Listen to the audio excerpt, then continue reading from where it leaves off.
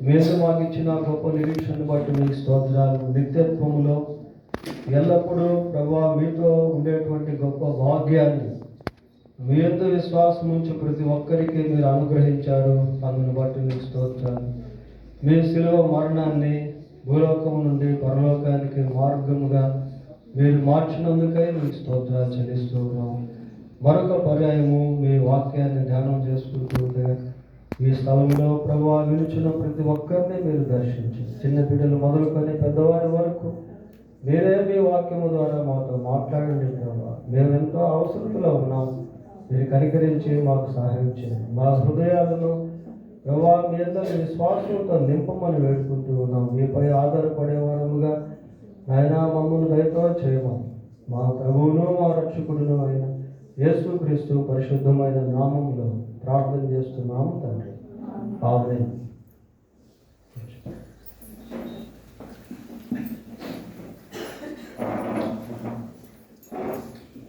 Bible గ్రంథంలో నుండి 57వ కీర్తన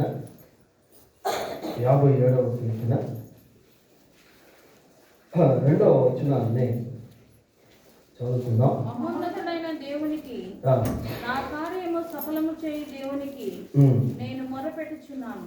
చాలు. మహోన్నతుడైన దేవునికి నా కార్యము సఫలము చేయు దేవునికి నేను మొరపెట్టుచున్నాను. చాలా మంచి మాట మనం చదువుతా ఉన్నాం. దేవుడు ఎలాంటి వాడు అని అంటే ఆయన మహోన్నతుడు అన్న విషయం ఇక్కడ కీర్తనకారుడు జ్ఞాపకం చేస్తా ఉంది. దేవుడు ఎలాంటి వాడో అనేటువంటిది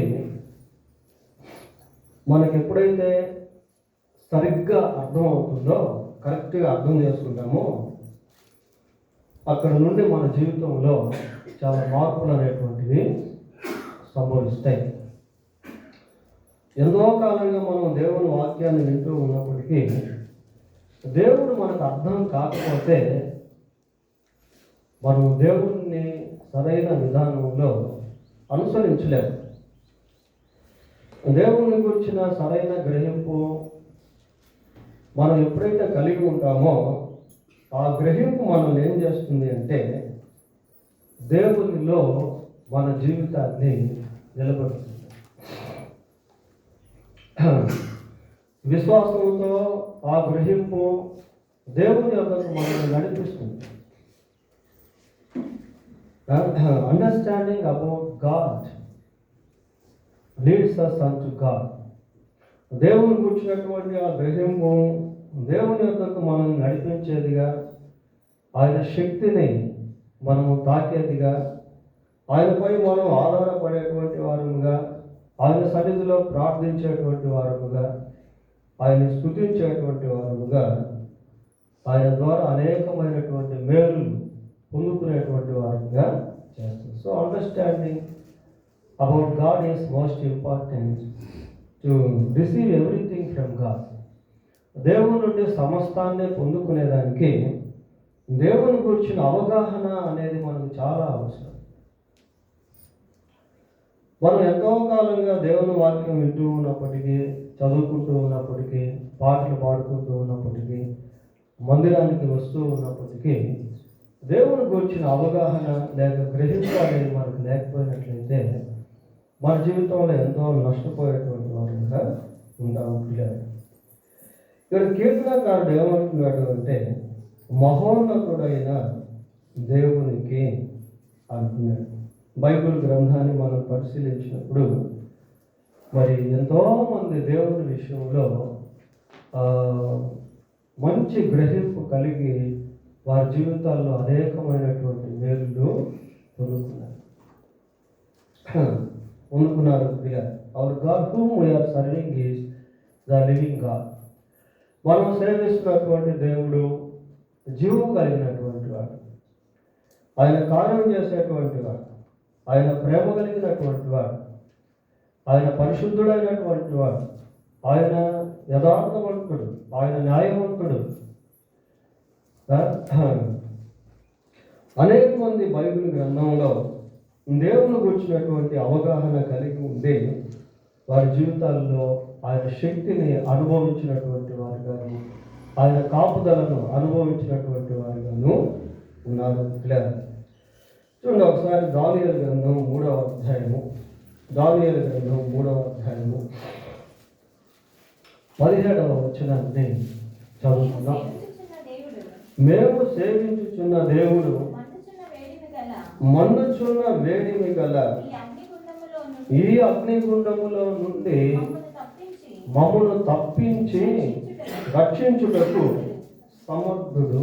చూడండి ప్రియ, షడ్రక్ మేషక్ అబేద్నెగోలో అంత దృఢమైనటువంటి విశ్వాసము వారు కలిగి ఉండేదానికి కారణం ఏంటి అంటే, they know the ability of God. దేవుని యొక్క సామర్థ్యతను వారు ఎరిగినటువంటి వారు. యవనస్తులు ప్రియారు, వివాహం కానటువంటి వారు చెరపట్టబడ్డారు, అన్య సామ్రాజ్యంలోనికి తీసుకొని రాబడ్డారు. అక్కడ కూడా రకరకాల శోధనలు అనుభవిస్తూ ఉన్నారు. ఒకరోజు విగ్రహారాధన సంబంధమైనటువంటి శోధన వచ్చినప్పుడు వారు దేవుని పక్షమందు నిలబడ్డారు. అంతమందిలో వారు దేవుని పక్షమందు నిలబడుటలో వారికి ఉన్న దృఢ విశ్వాసం ఏంటి అని అంటే, ఆ అగ్నిగుండం నుండి రక్షించుటకు వారు సేవించుచున్నటువంటి దేవుడు సమర్థుడు అన్న విషయాన్ని వారు ఎరిగి ఉన్నారు. అగ్నిగుండం నుండి రక్షించుడు మాత్రమే కాకుండా అగ్నిగుండంలో పడవేసిన తర్వాత కూడా ఆయన రక్షించేదానికి సమర్థుడు. చూడండి, కొన్నిసార్లు ఆయన సమస్యలు రాకుండా చేయగలడు, వచ్చిన సమస్యల నుండి బయటకు కూడా తేగలడు. అటువంటి కెపాసిటీ, సామర్థ్యత దేవుడు కలిగి ఉన్నాడు ప్రియారా. షడ్రక్ మేషక్ అబేద్నెగో వారు సేవించుతున్నటువంటి దేవుని గురించి మాట్లాడుతూ అంటున్నారు, రాజా ఏమంటున్నారు, నీ బొమ్మకు మాత్రం మేము మొక్కము. We don't worship your image. నీ బొమ్మకు మేము మొక్కం. మా దేవుడు ఈ అగ్నిగుండంలో నుండి మమ్మల్ని రక్షించుటకు సమర్థుడు. వారు ఏదైతే చెప్పారో అదే చూశారు ప్రియులు. వారే కాదు, వారితో ఉన్నటువంటి రాజు, అక్కడ ఉన్నటువంటి ప్రజలు దేవుని యొక్క సామర్థ్యతను ప్రత్యక్షంగా చూడగలిగారు.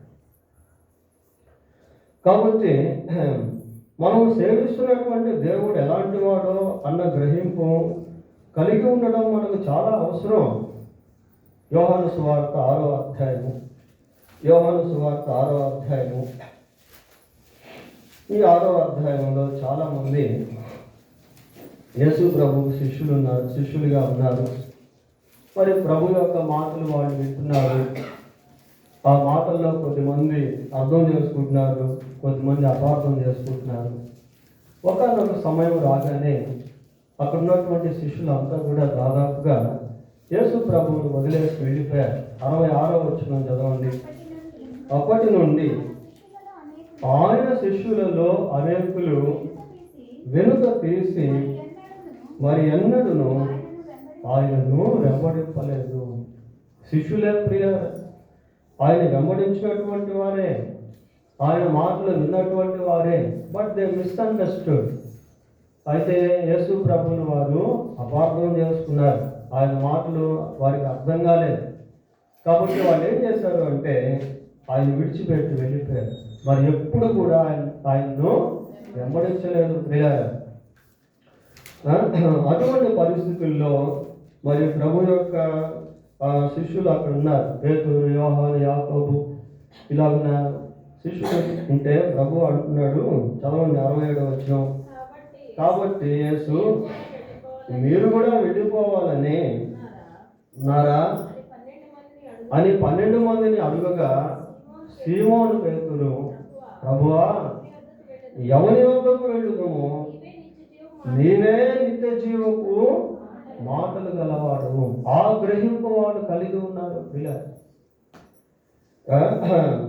వారు వెంబడిస్తున్నటువంటి యేసుక్రీస్తు ప్రభువు ఎవరు అన్న గ్రహింపు ఆ 12 మంది శిష్యులు కలిగి ఉండటం వలన మిగతా వాళ్ళంతా కూడా ఆయన విడిచి వెళ్ళిపోతున్నప్పటికీ వీళ్ళు మాత్రం ఆయన అంటిపెట్టుకొని ఉన్నారు. ఆయన విడిచిపెట్టకుండా వెంబడిస్తూ ఉన్నారు. ఎందుకు అంటే they have such kind of understanding about Jesus Christ in eternal things. కాబట్టి నిత్య జీవానికి, నిత్యత్వానికి సంబంధించిన విషయాల్లో వారు కలిగి ఉన్నటువంటి ఆ గ్రహింపు ఏం చేసింది అంటే యేసు ప్రభువుని విడిచిపెట్టకుండా వెంబడించేటట్టు ఏమంటున్నాడు పేతురు? నీవే నిత్య జీవపు మాటలు గల వాడు, నీవే, ఇట్ ఈస్ యూ, నీవే, there is none, it is you, ఇంకెవరూ లేరు,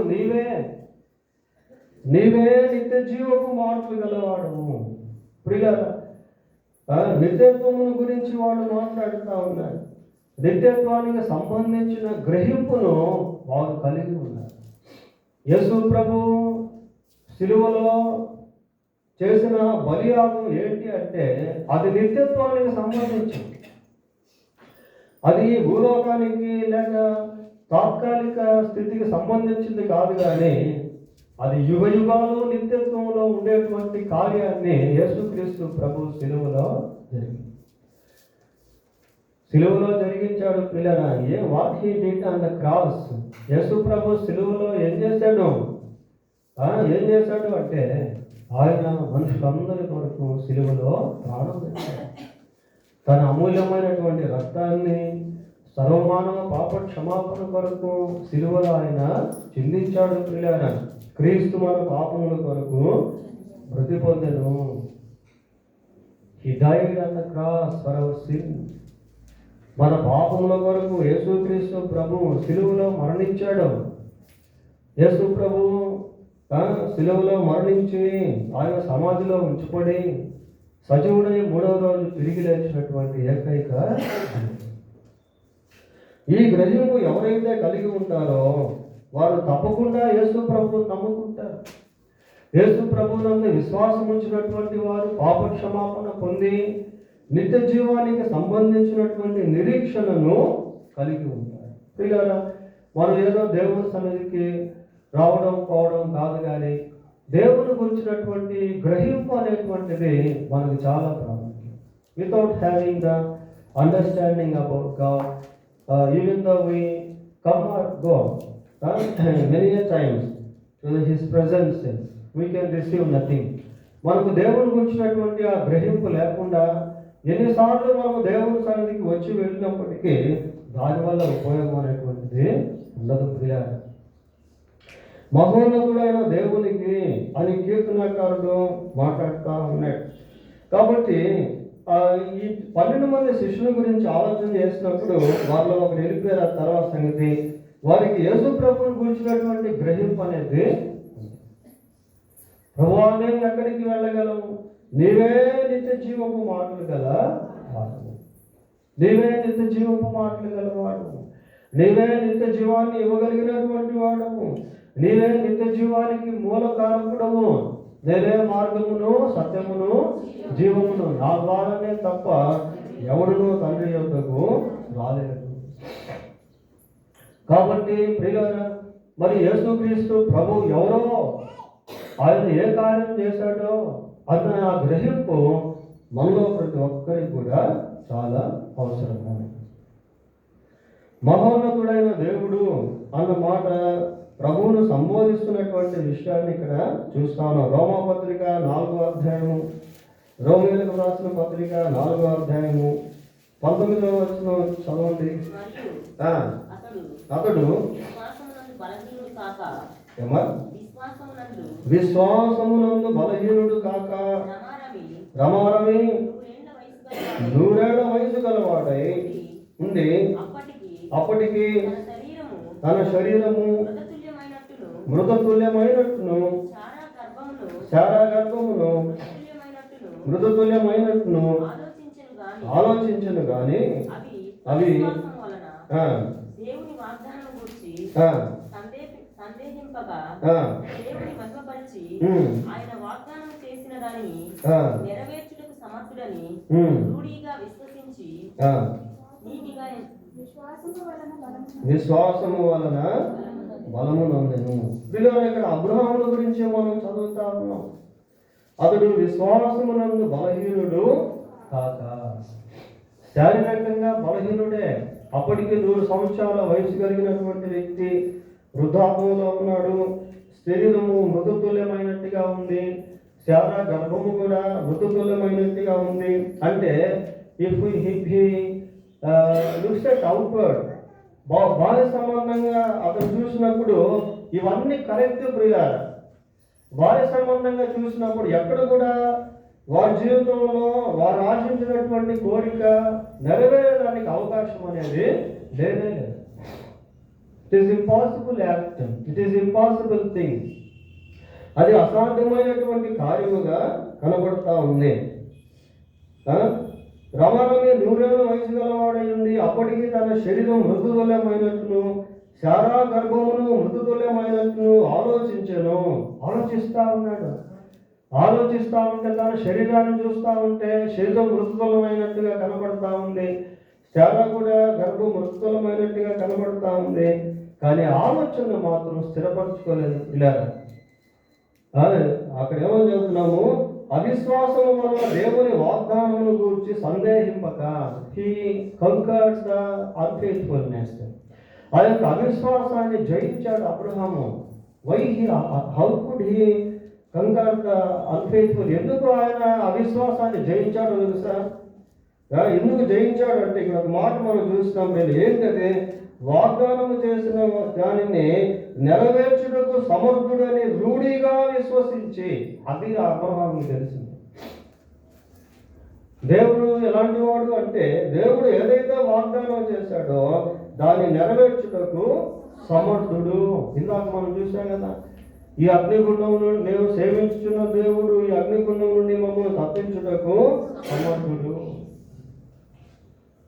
దేవుని యొక్క సామర్థ్యత చాలా గొప్పది పిల్లలు. ఆయన ఎలాంటి వాడు అంటే, ఆయన లేని వాటిని ఉన్నట్టుగా పిలిచేటువంటి వాడు. శూన్యములో సృష్టిని చేసినటువంటి వాడు, మృతులను సజీవులుగా మార్చేటువంటి వాడు మనం సేవిస్తున్నటువంటి దేవుడు పిల్లలు. యేసుక్రీస్తు ప్రభు అలాంటి వాడు. చూస్తాము, ఏమని చదువుకున్నాము, దేవుడు వాగ్దానం గురించి సందేహింపక దేవుని మహిమపరిచి ఆయన వాగ్దానము చేసిన దాన్ని నెరవేర్చుటకు సమర్థుడని రూఢిగా విశ్వసించి విశ్వాసము వలన బలము నొందెను. బలహీనుడు బలము నొందుతున్నాడు ప్రియులారా. దేన్ని బట్టి అంటే దేవుణ్ణి బట్టి, దేవుని విషయంలో ఆయనకున్నటువంటి గ్రహింపును బట్టి. సో కాబట్టి మనం దేవుణ్ణి సరైన విధానంలో అర్థం చేసుకోవడం అనేది చాలా ప్రాముఖ్యం. దేవుడు ఏమై ఉన్నాడో, దేవుడు ఎలాంటి వాడో, దేవుడు ఎటువంటి కార్యములు చేయగలడో, ఆయన శక్తి ఏంటో, ఆయన సామర్థ్యం ఏంటో, ఇవి మనకు అర్థం కావాలి పిల్లలు. ఎప్పుడైతే మనకు అవి అర్థం అవుతాయో వాటి మీద మనం ఆధారపడేవాడిగా ఉంటాం.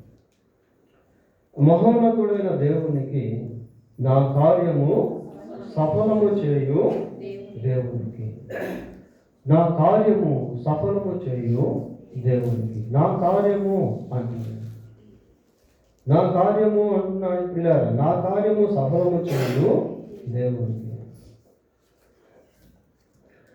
దేవుడు కార్యమును సఫలము చేసేటువంటి వాడు. నా కార్యము సఫలము చేయ దేవునికి. దావీదు ఈ లోకంలో జీవిస్తూ ఉన్నప్పుడు ఎన్నో అవసరతలను కలిగి ఉండేవాడు.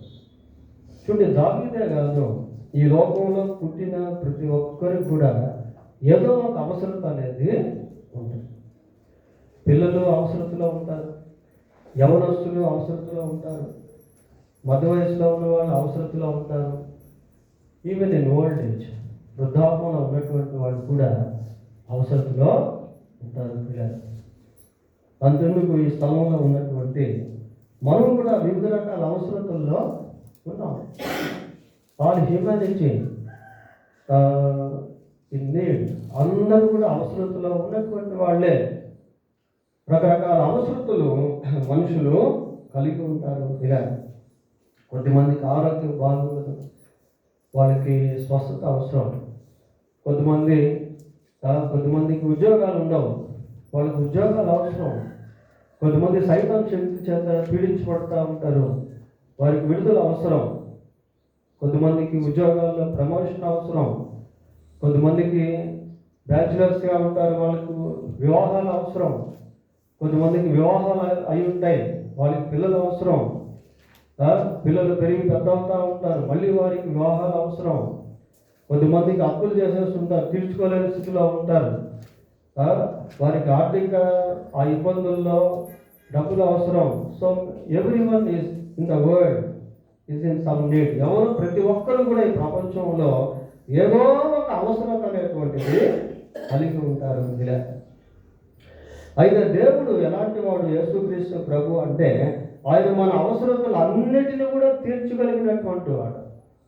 మన కార్యములను ఆయన సఫలపరిచేటువంటి వాడు, మన కార్యములను ఆయన నెరవేర్చేటువంటి వాడు. అదే ఇక్కడ మనం చూస్తా ఉన్నాం. ఏమని చెప్తున్నాడు కీర్తనకారుడు?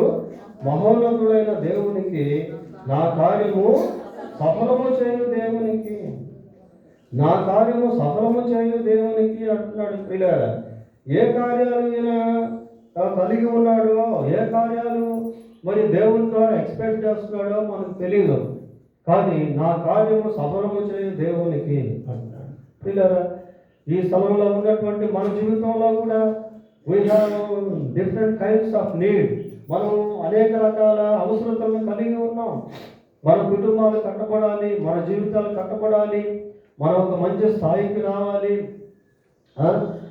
కాబట్టి రకరకాల కార్యాలు, రకరకాల అవసరతలు మనం కలిగి ఉన్నాం.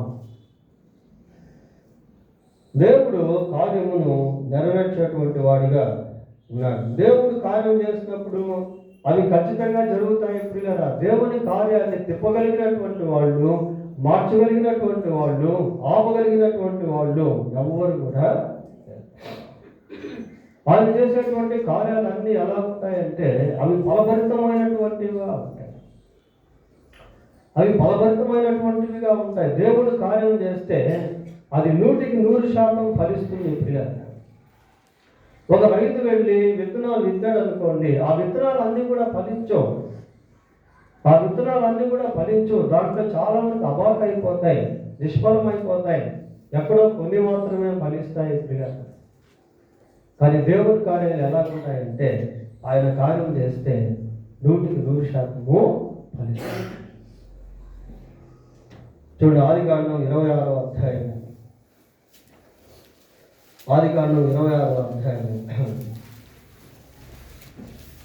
72 ఉందామా? వచ్చిన 12 ఉందా? 12 ఇస్సాకు ఆ దేశమందు ఉన్నవాడై విత్తనము వేసి ఆ సంవత్సరము 100 ఫలము పొందెను. ఏమండి, 100 ఒక రైతు ఫలము పొందగలడా? ఫలము పొందగలడా? వేసిన కొంతకాలానికి భారీ వర్షాలు వచ్చాయనుకోండి, పంట అంతా కూడా పాడైపోతుంది, నష్టపోతారు. ప్రతి విత్తనం కూడా ఫలించదు. ప్రియులారా, దాంట్లో ఎన్నో ఆకాశ పక్షులు వచ్చి వెతుకొని తినేసి వెళ్ళిపోతాయి. మనం చూస్తాం కదా 4 రకాల నేలల గురించి. రైతు విత్తనం విత్తేదానికి బయలు వెళ్ళాడు. అతడు ఇచ్చి ఉండగా కొన్ని విత్తనాలు త్రోవ పక్కన పడ్డాయి. ఆకాశ పక్షులు వచ్చి వాటిని తీసుకుని వెళ్తాయి. కొన్ని రాత్రి నెలలో పడ్డాయి, కొన్ని ముళ్ళ పొదల్లో పడ్డాయి, కొన్ని మనుషులు నడిచేటువంటి నేల మీద పడ్డాయి. అవన్నీ కూడా ఫలించలేదు. ప్రియారా, కొన్ని మంచి నేలలో దాని అర్థాలు వేరు. కానీ మనం ప్రాక్టికల్గా ఆలోచన చేసినప్పుడు, సెక్యులర్గా మనం ఆలోచన చేసినప్పుడు రైతు విత్తే ప్రతి విత్తనం కూడా ఫలించదు. ప్రియారా, వాటిలో కొన్నే ఫలిస్తాయి. అయితే ఇస్సాకు విత్తనం వేస్తే ఎంత వచ్చిందట? 100 ఫలము పొందింది. How it was able? అది ఎలా సాధ్యము? చదవండి, ఆ వచనాన్ని కంటిన్యూ చేయండి. ఇస్సాకు ఆ దేశమందున్నవాడై విత్తనం వేసి ఆ సంవత్సరము 100 ఫలము పొందెను. యెహోవా అతన్ని ఆశీర్వదించును గనుక ఆ మనుషుడు గొప్పవాడాయను. అది మూలం, అది రూట్ కాస్ ప్రియులారా. యెహోవా అతన్ని ఆశీర్వదించను గనుక ఆ మనుషుడు గొప్పవాడాలి. ఆశీర్వదించను కనుక నూరంతలు ఫలించింది. ఆశీర్వదించాడు కాబట్టి గొప్పవాడయ్యాడు. ప్రియులారా, దేవుడు కార్యం చేస్తే కార్యాలు అలాగే ఉంటాయి. దేవుడు ఒక వ్యక్తిని ఆశీర్వదిస్తే ఆ వ్యక్తులు గొప్పవాళ్ళు అవుతారు. మహోన్నతుడైన దేవునికి నా కార్యము సఫలము చేయు దేవునికి. ఇక్కడ దేవుడు ఎలా కనిపిస్తున్నాడు అంటే కార్యాన్ని సఫలము చేసేటువంటి వాడుగా ఉన్నాడు. ప్రియులారా, దేవుడు ఇస్సాకుకు తోడుగా ఉన్నాడు. ఇస్సాకు ఆ దేశం నుండి విత్తనం విత్తితే 100 ఫలము. మనం ఎక్కడున్నా కూడా పర్వాలేదు, అక్కడ దేవుడిని కలిగి ఉండాలి. మనం ఎక్కడున్నా అక్కడ దేవుని గురించినటువంటి అవగాహన మనం కలిగి ఉంటే ఆ స్థలమే నిన్ను దేవుడు ఆశీర్వదించే స్థలంగా మారుతుంది. ఆ స్థలమే నీకు ప్రయోజనకరమైనటువంటి స్థలంగా మారుతుంది. అక్కడ ఉన్నటువంటి వారే నీకు ఆశీర్వాదకరంగా మారుతారు.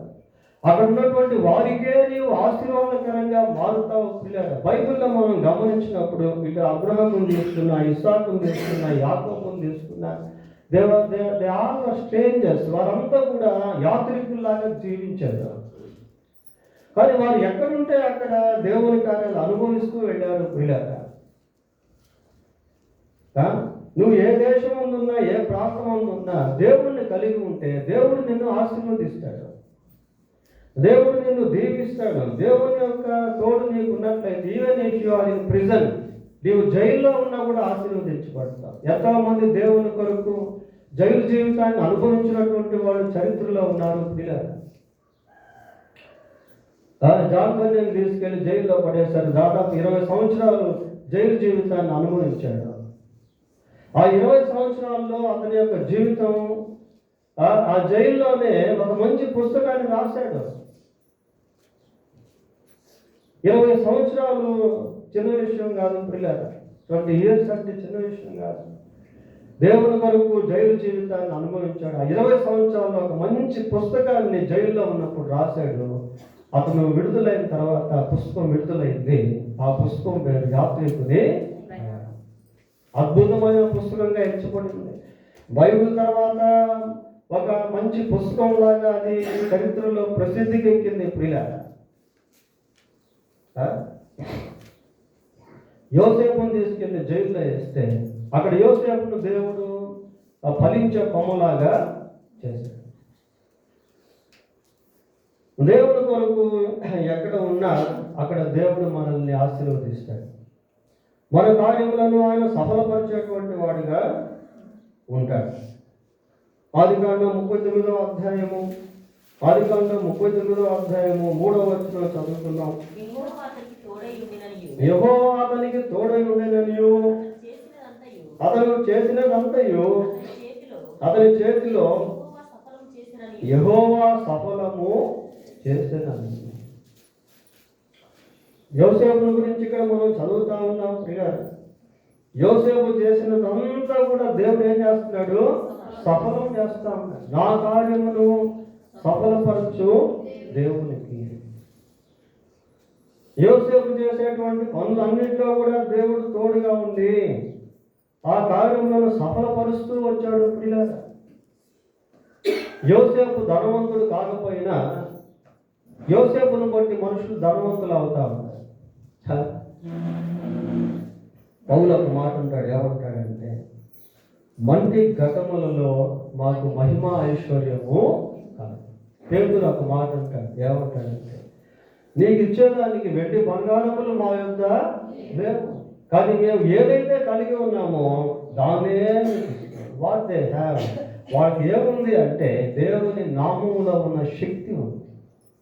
నజరేయుడైన యేసుక్రీస్తు నామములో లేచి నడుము అన్నాడు. ఏమండి, వెండి రూకలు, బంగారు నాణ్యాలు అటువంటి స్వస్థత ఇవ్వగలవా? ఇవ్వలేవు. పుట్టుకతోనే కుంటివాడు.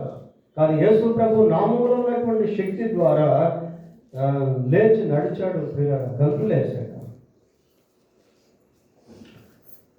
ఈ లోకంలో ఒకవేళ మనం ఏమీ లేకపోయినటువంటి వారంగా ఉన్నప్పటికీ దేవుణ్ణి కలిగి ఉంటే అన్ని కలిగినటువంటి వారమే. కీర్తనకారుడు ఒక మాట్లాడు, ఆకాశముందు నీవు తప్ప నాకెవరున్నారు, నీవు నాకుండగా లోకములోని ఏది నాకు కలగలేదు. అటువంటి కాన్ఫిడెన్షియల్ లైఫ్, అటువంటి విశ్వాసపూరితమైన జీవితం మనకు కావాలి. ఈ లోకంలోనికి మనం ఏమీ తేలేదు, వెళ్ళేటప్పుడు ఈ లోకంలో ఏది కూడా మీకు ఒక చిన్న అసైన్మెంట్ ఏంటంటే, మీరు పడుకునేటప్పుడు మీ చేతిలో ఒక 5 రూపాయల నోటో లేకపోతే 100 రూపాయల నోటో 2000 నోటో పట్టుకొని పడుకోండి. ఉదయం లేసరికి మీ చేతిలో ఉంటుంది. అది ఒకసారి టెస్ట్ చేయండి, ఉండదు. మా జీవితం అంతే పిల్లలు. మనం వెళ్ళేటప్పుడు ఏవి కూడా తీసుకుని వెళ్ళలేము. కాబట్టి జీవించే ఈ కొద్ది కాలపు జీవితంలో దేవుని ద్వారా మనం శక్తిని అనుభవించాలి. దేవుని కార్యాలు మన జీవితంలో మనం అనుభవించేటువంటి వారంగా ఉండాలి. బైబిల్ గ్రంథాన్ని పరిశీలించినప్పుడు దావీదును తీసుకున్నా, సొలొమోను తీసుకున్నా, అనేక మంది రాజులు, హిజ్కియా రాజును తీసుకున్నా, యెహోషాపాతు రాజును తీసుకున్నా, దానియేలును తీసుకున్నా, ఎజ్రాను తీసుకున్నా, నెహెమ్యాను తీసుకున్నా, హబక్కూకును తీసుకున్నా, ఆమోసును తీసుకున్నా, ప్రవక్తలను ఎంతో మంది, భక్తులు ఎంతో మంది బైబిల్లో మనకు కనిపిస్తారు. పిల్లలు వాళ్ళు సామాన్యమైనటువంటి మానవులుగా కనిపించినప్పటికీ వారి ద్వారా దేవుడు అసాధారణమైనటువంటి కార్యాలను జరిగించాడు. అవి ఎలా సాధ్యమైనాయి అంటే వాళ్ళ జీవితాల్లో దేవుని గురించినటువంటి గ్రహింపు వారిని ఆ స్థితిలోకి తీసుకున్నాయి.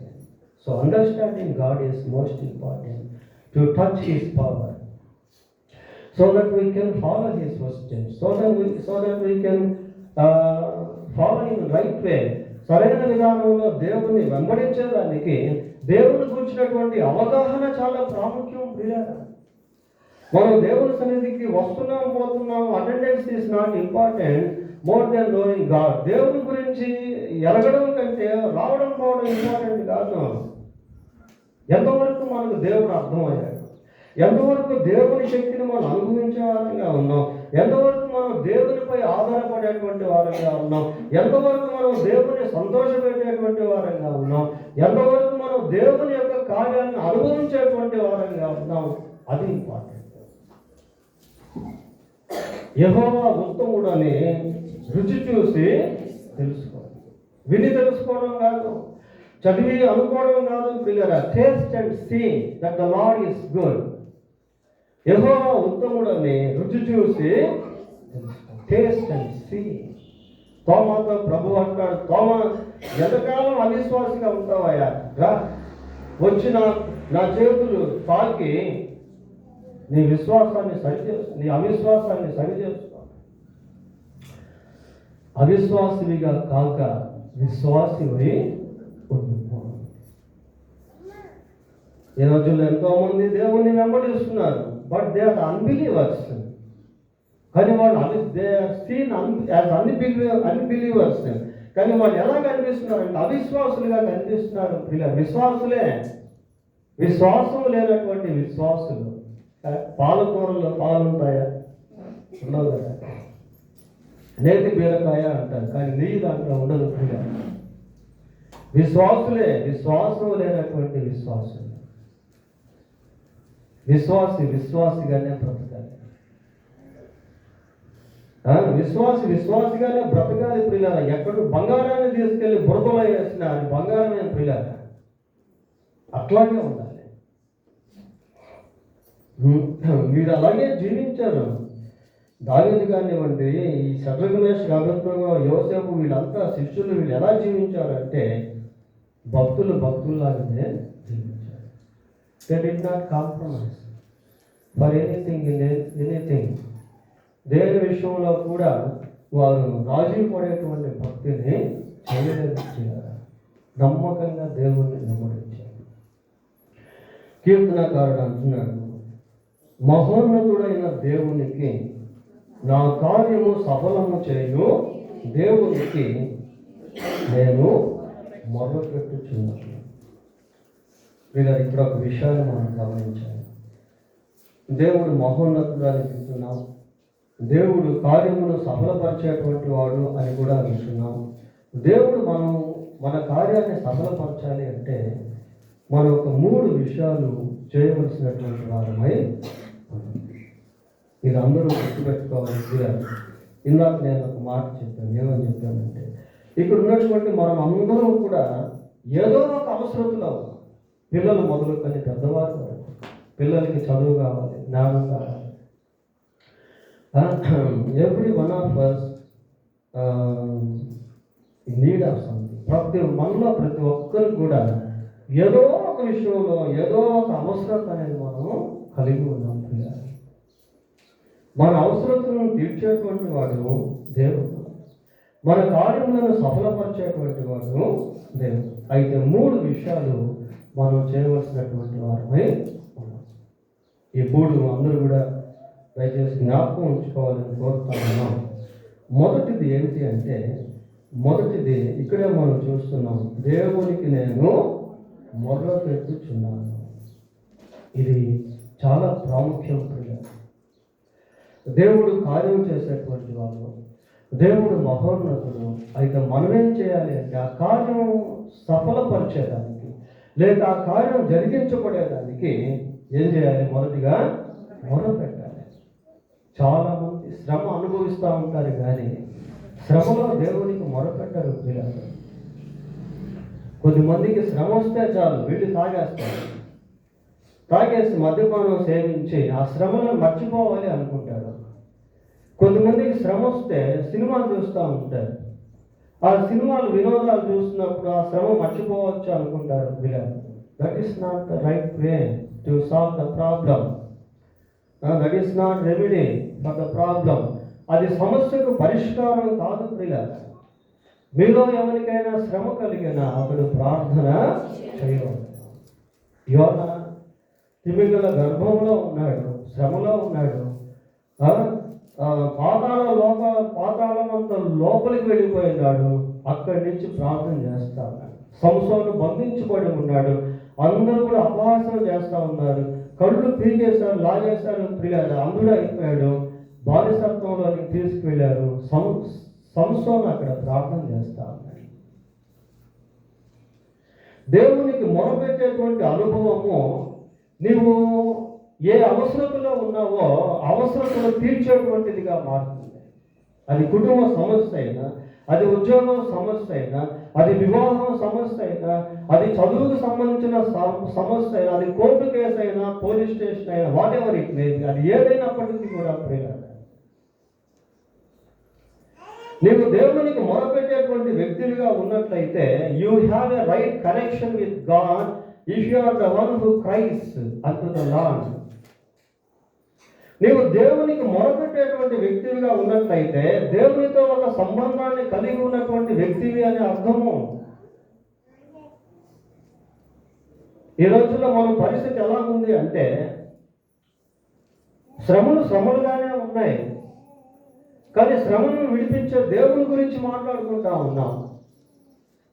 కష్టంగానే ఉంది, వ్యాధిగానే ఉంది, బాధగానే ఉంది. ఒకవేళ అది దేవుని చిత్తంలో ఉంటే ఓకే, దాని కనుక దేవునికి ఒక ప్రత్యేకమైన ఉద్దేశం అనేది ఉంటుంది.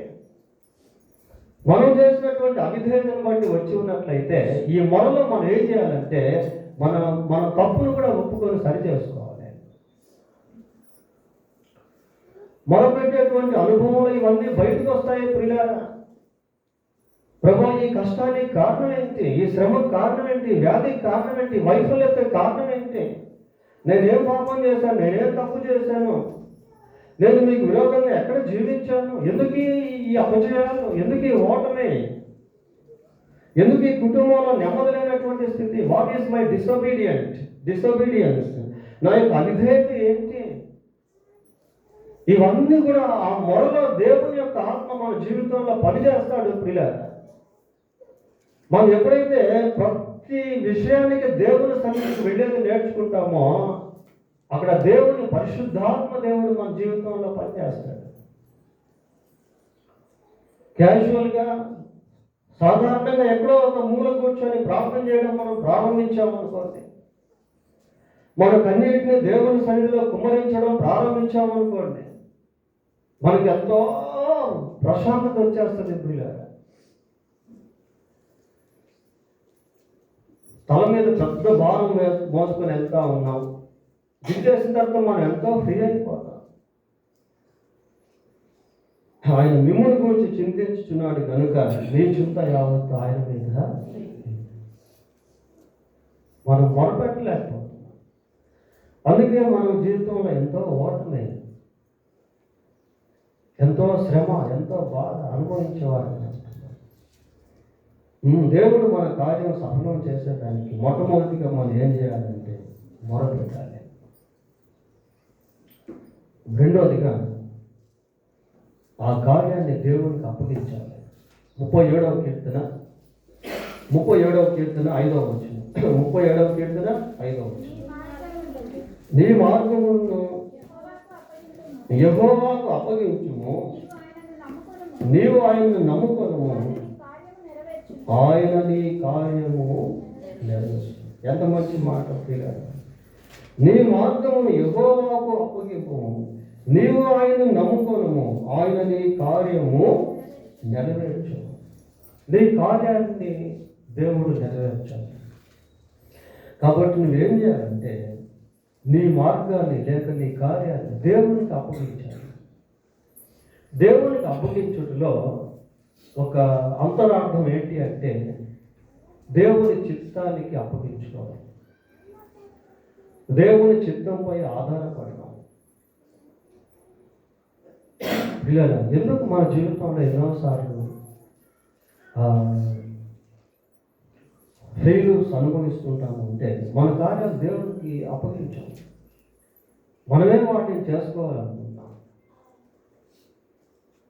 లేకపోతే ఎవరో చేయాలనుకుంటాం, ఎవరి ద్వారా జరగాలనుకుంటాం. పిల్లల సామెతల గ్రంథం 16వ అధ్యాయం 16వ అధ్యాయము 3వ వచనం చదవండి. 16:3. నీ పనుల భారము యెహోవా మీద నుంచుము, అప్పుడు నీ ఉద్దేశములు సఫలమవును. ఎట్లా ఈ పదాలు ఈ వచ్చినాయి? ఒక ఉద్యమంతో మనల్ని ముందుకు నెట్టేటువంటివిగా ఉన్నాయి. ప్రియులారా ఇంకోసారి చదవండి. నీ పనుల భారము యెహోవా మీద ఉంచుము, నీ పనుల భారము యెహోవా మీద ఉంచుము. నీ పనుల భారము, భారభరితమైనటువంటి పనులు ప్రియులారా దేవుని మహాకృప చేత ఈ వచనాన్ని నేను నా జీవితంలో చాలాసార్లు అనుభవించాను, ఇప్పుడు అనుభవిస్తానే ఉన్నాను. నేను ప్రాక్టికల్గా దీన్ని చేసినప్పుడు నేను దేవుని కార్యాలను ప్రత్యక్షంగా చూడగలిగాను. ప్రియులారా ఈ వచనాన్ని దేవుడు నాకు ఆశీర్వాదకరంగా మార్చాడు. నీ పనుల భారము యెహోవా మీద ఉంచుము, అప్పుడు నీ ఉద్దేశములు సఫలమవును. దేవుని మీద మన భారాన్ని ఉంచాలి. దేవునికి మన కార్యాన్ని అప్పగించాలి. ప్రియులారా దేవునికి మన మార్గాలను అప్పగించాలి. ఈ అప్పగించేటువంటి ప్రక్రియ చాలా ప్రాముఖ్యమైనది. మనం ఎప్పుడైతే దేవునికి అప్పగించేది నేర్చుకుంటామో అక్కడ దేవుని కార్యాన్ని మనం చూడగలుగుతాం. ఇలాంటి మార్గం గుండా బైబిల్లో చాలా మంది వెళ్ళారు. ఫర్ ఎగ్జాంపుల్ హిజ్కియా రాజు ఒక లేఖ రాశాడు. ఆ లేఖ చదువుతా ఉంటే భయం వేస్తా ఉంటే సన్హెరీబు రాజు హిజ్కియా ఏం చేశాడు అంటే ఆ లేఖను దేవుని సన్నిధికి తీసుకెళ్ళి దాన్ని పరిచి విప్పి అక్కడ చదివాడు. పిల్లరా దేవుని సముఖం ముందు దాన్ని చదివినప్పుడు ఆయనకు ఎంతో ఊరట కలిగింది. రాజుపై శత్రువు దాడి చేయకుండా దేవుడు ఆపేశాడు. హిజ్కియా జీవితంలో ఆ ఇన్సిడెంట్ మనం చూడగలుగుతాం.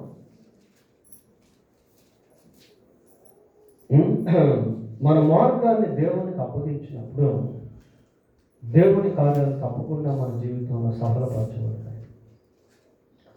ఒకటి మొరపెట్టుట. ఈ మొరపెట్టుట అనేటువంటిది కంటిన్యూయేషన్ ప్రాసెస్, నిరంతరం జరగాల్సినటువంటి ప్రక్రియ. దేవునికి అప్పగించిన తర్వాత కూడా మొరపెడుతూనే ఉండాలి. ప్రియులారా యెహోవా మనల్ని కరుణించే వరకు మన కన్నులు ఆయన వైపు చూచుచున్నవి. మూడవదిగా ఏంటి అంటే కనిపెట్టుట. ఒకటి మొరపెట్టుట, రెండు అప్పగించుట, మూడు కనిపెట్టుట. కనిపెట్టడం ప్రియ. మొరపెడుతూ కనిపెడుతూ ఉండాలి, అప్పగించి కనిపెడుతూ ఉండాలి. ఎప్పుడైతే ఈ కనిపెడుతూ ఉంటామో అక్కడ దేవుని యొక్క సమయంలో దేవుని కార్యాలను మన జీవితంలో అనుభవిస్తాం. అదే 37వ కీర్తన 7వ వచనం కూడా చదవండి. యెహోవా ఎదుట మౌనముగా ఉండి ఆయన కొరకు కనిపెట్టుకోను. ఆయన కొరకు కనిపెట్టుకోను. దేవుని ఎదుట మౌనంగా ఉండి ఆయన కొరకు కనిపెట్టుకోను. ఆయన కార్యం చేసేదాకా కనిపెట్టడం ప్రియారా. ఈ రోజుల్లో మన హృదయం మనకి చాలా తొందరగా తీసుకొస్తుంది. దేవుడు కార్యం చేసేంత వరకు మనం ఆగం. పోయిన వారంలో మెసేజ్ విన్నాం కదా, సమూయేలు వచ్చేంత వరకు కనిపెట్టలేకపోయాడు. సమూయేలు చేయాల్సినటువంటి కార్యాన్ని సౌలు చేసి నానా ఇబ్బందులు పడ్డాడు. ప్రియారా, there is a time for everything. అన్నిటికీ సమయం అనేటువంటిది ఉంది. యెహోవా ఎదుట మౌనముగా ఉండి ఆయన కొరకు కనిపెట్టుకోవాలి. మొదటిది మొరపెట్టాలి, 2 అప్పగించాలి, 3 కనిపెట్టాలి. దేవుడు కార్యం చేస్తాడు కనుక నిరీక్షణ కలిగి విశ్వాసం కలిగి ఇవి మనకు ఎప్పుడు ఉంటాయంటే, ఈ మొరపెట్టు అనేది మనం కంటిన్యూగా చేస్తూ ఉండాలి, ప్రార్థన చేస్తూ ఉండాలి.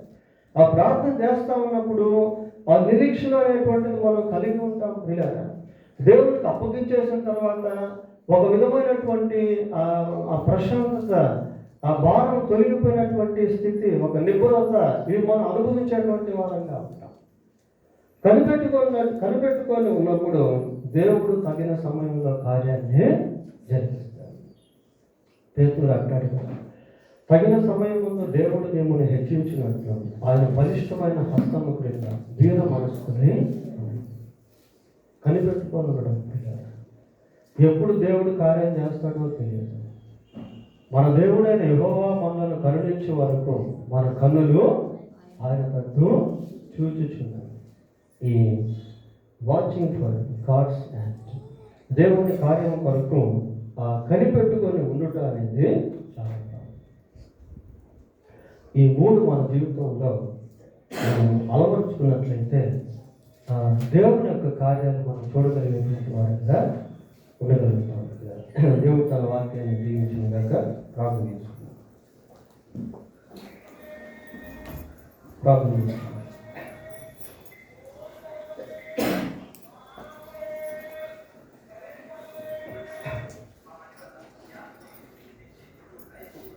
పరిశుద్ధుడైన మా దేవ,